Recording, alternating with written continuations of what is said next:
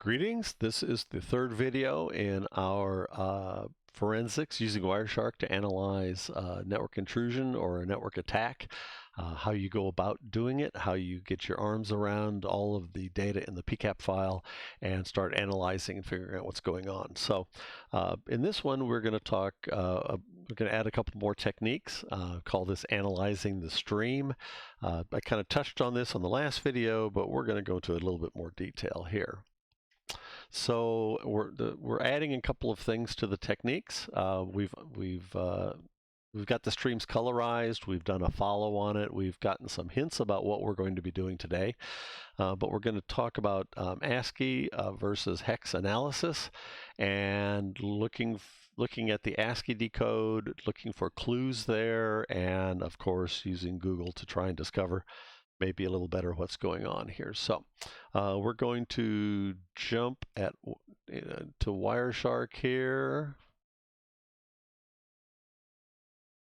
and we don't need that on there right now.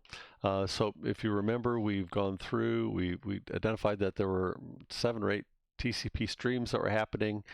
Each stream was separated by this little burst here, which are part of stream 0. And there's another a TCP conversation there, and another stream 0, and another unique TCP conversation there. And I didn't go on to the rest of it, but it's enough to kind of get a feeling, especially looking at this window here, that we got something very, very periodic going on, very similar going on. So we're going to look at this stream first here. So we'll just right click on it, and we say follow the TCP stream. And so we see basically this series of things that are going on here. Now we see the anabligi here, whatever, however you say that. Well, you can't say that because it's not English, but this was the trigger. This was the thing that told our IDS that something bad was happening. And but then we have a series of frames that also look, I mean, they decode to ASCII, at least ASCII characters, but once again, they're not English. And then we see some kind of bad looking things here. Cap screen 60. Boy, that doesn't look good. And cap screen, and every time after these series of commands happen, then we see a series of the command or and then a cap screen. And so these are just the beginnings of the conversation. So we're not really seeing what's going on. But anyway, yeah, we're starting to get a clue as to what's going on there. So we want to have the A and A B I G L I written down. Also on our notes, we had the BAGLMI, but we want both of those in our notes because that's something that we're going to want to go look at. So we're just going to kind of peruse down the frame here, or looking at the frames. There is the first time that it was triggered, and so that is going from 111 to 114, and right after that we see 114 responding to 111, and we see some sort of bad stuff here. If you look down here, we see Windows XP Service Pack 3, it's an Intel. So the victim, we're pretty sure at this point this is a victim, is giving up information about their workstation, the OS that's running in the workstation, and the type of processor they have, and so not the kind of thing we want to give the bad guy. But the fact that is the source at 114, the destination is 111, we are starting to get an overview. Number one, that stream 0 here, which you can see, this is stream equals 0, is probably some sort of a command and control stream. That 114 is the victim. So so we're going to get out of that, and we're going to go to the first colorized stream, and we're going to follow that. And this is what we saw before. We saw this ANA-BILGI, and then here we saw a cap screen. We get a little more information because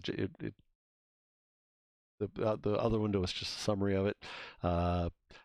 We see Windows JPEG evhook.dat.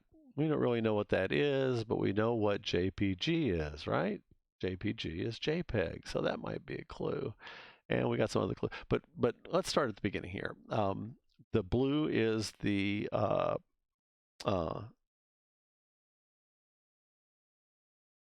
attack. The red is the data coming back. So this is ASCII, but it's not English. So let's look at the first of our tools here, and that is Google Translate. And so we'll type in ANABI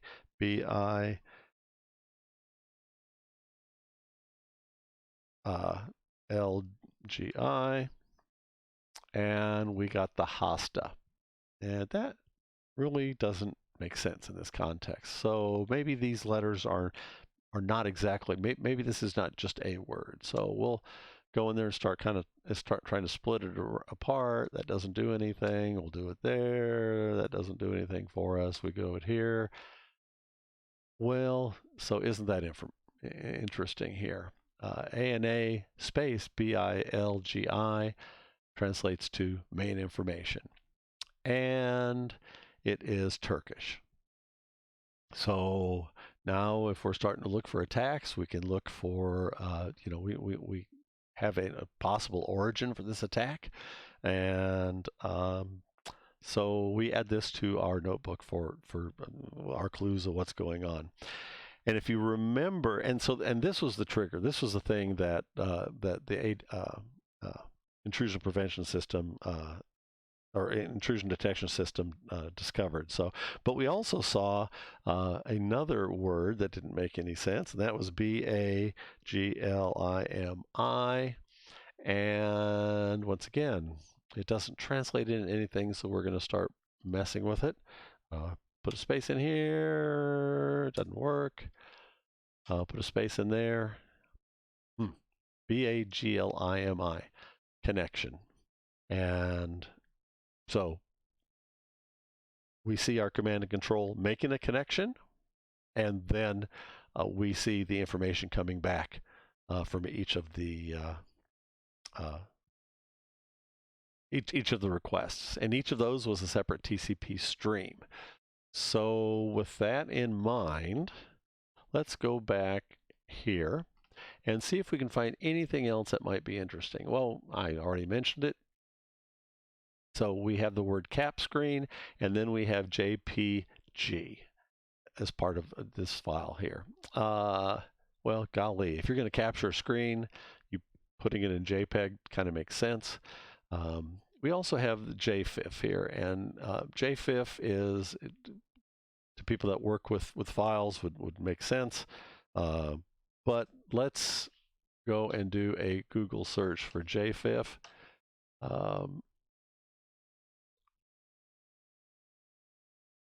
And go to Wikipedia. Well, golly, we kind of knew that was coming. It's the JPEG file interchange format, JFIF. And so we are pretty sure now that this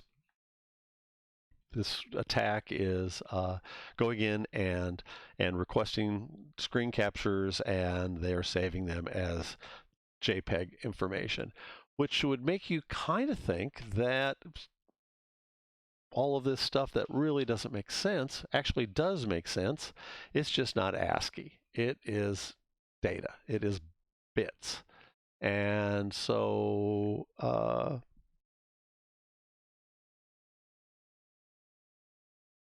we go down here. I might be jumping a little ahead of myself from the last video, but if we look at the file format structure, we see that a JPEG file starts with fox dog 8 and says start of an image.